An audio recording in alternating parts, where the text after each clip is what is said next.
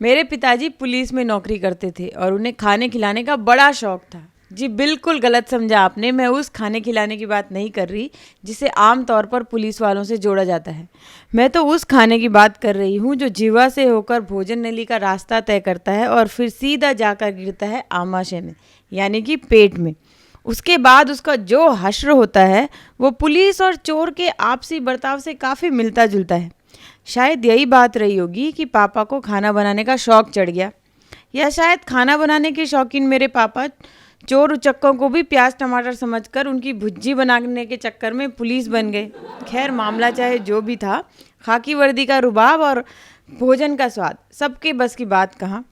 तो घटना उस वक्त की है जब हमारे इलाके में शादियाँ काफ़ी सादा लेकिन रीति रिवाजों से भरी होती थी और नाक ऊंची रखने के लिए कई बार लोग खाना भी छोड़ देते। ऐसा ही एक बार हुआ मेरी नानी के परिवार में, जहाँ दुल्हन सुंदर सुशील और पढ़ी लिखी होने के साथ साथ सरकारी नौकरी का टेस्ट भी पास कर चुकी थी। इसीलिए दुल्हन वाले तो खुद ही घोड़ी पर सवार थे और दूल्हे वालों को इस बात का घमंड कि एक्स और वाई क्रोमोसोम तो हमारे हैं, तो वाई नॉट। तो इसी तनातनी में दुल्हन के मामा और दूल्हे के फूफा भिड़ गए। बात यहाँ तक आ पहुँची कि किसके गांव का रसोइया खाना बनाए, क्योंकि दोनों पक्ष एक दूसरे के रसोइये के हाथ से खाना खाने को राजी ही नहीं थे। अब बीच बचाव की बात पहुँची मेरे पापा तक, जो कि वैसे तो परिवार के दामाद थे। उम्र कम थी लेकिन दर्जा किसी बड़े बूढ़े से कम नहीं था। हो हल्ले को शांत करने के लिए पहले तो उनके पीतर का पुलिस वाला जाग गया, लेकिन शादी का माहौल था और वर्दी भी साथ में नहीं थी, तो डंडे पेलने का ख्याल उनके मन में ही रह गया। अब चूंकि खाना बनाने की बात थी तो पापा ने सबसे कहा कि चलो, एक दूसरे के हाथ का खाना नहीं खाते तो मैं बना दूंगा, मेरे हाथ से तो खाना खाओगे ना। ये बात सबको जंच गई, लेकिन 200 बाराती और लगभग उतने ही घराती, उन सबका खाना अकेले रसोइये को बनाना था। सोचने वाली बात थी। इन भुक्के चुक्कों को ऐसे ही जाने दो दरोगा जी, दुल्हन की ओर से किसी ने पिताजी के कान भरने की कोशिश की, लेकिन एक साथ 400-450 लोगों को इम्प्रेस करने का मौका इतनी आसानी से कहाँ छोड़ा जाता है। तो पापा ने सफ़ेद धोती बांधी और घुस गए किचन में। वैसे तो सिर्फ राजमा भात और सब्जी बनानी थी, 3 ही आइटम थे, मगर भोजन की मात्रा इतनी थी कि पापा को स्वाद की चिंता कहीं ना कहीं हो ही गई। फिर भी उन्होंने सोचा कि पहले शुरू तो कर लिया जाए, बाद बाकी देखेंगे क्या होता है। तो फटाफट मोटा मोटा प्याज, आलू, टमाटर और गोभी काट के तेल में डाल दिया फ्राई करने के लिए, और दूसरे कढ़ाई में राजमा उबालने रख दी जो कि रात की भिगाई हुई थी। और भात सबसे आखिरी में रखा जाता है क्योंकि उसको पकने में बाकी की अपेक्षा काफ़ी कम समय लगता है। अब बात ये थी कि खाने का स्वाद अच्छा है कि नहीं ये कैसे पता चले, क्योंकि चूल्हे के खाने को रसोइया पहले नहीं चख सकता, नहीं तो वो झूठा हो जाएगा।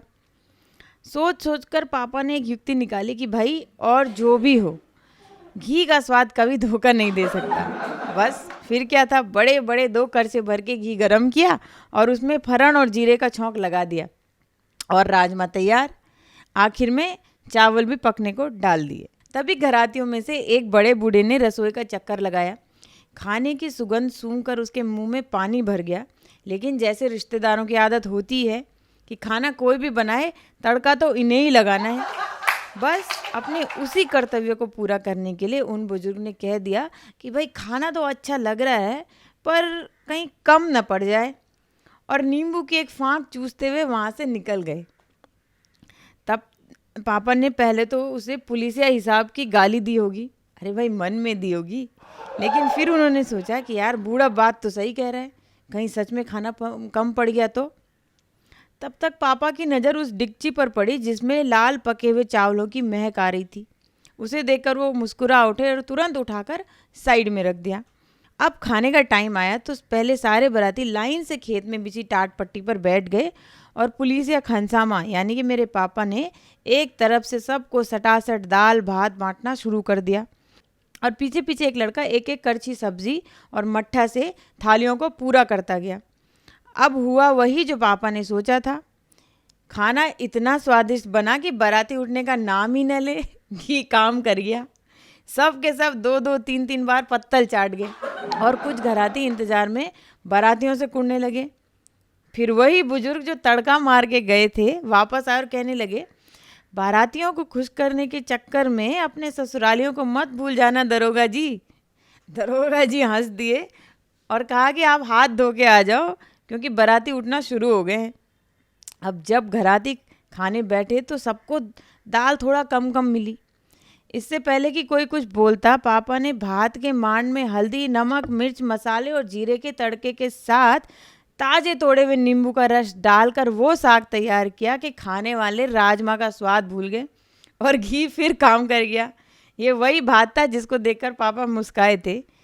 तो भाई इस तरह से घराती और बाराती दोनों को मिला लाजवाब खाना और मेरे पापा के हाथ का स्वाद और चतुरता के सभी कायल हो गए। तो ये थे हमारे पुलिसिया खानसा में। धन्यवाद।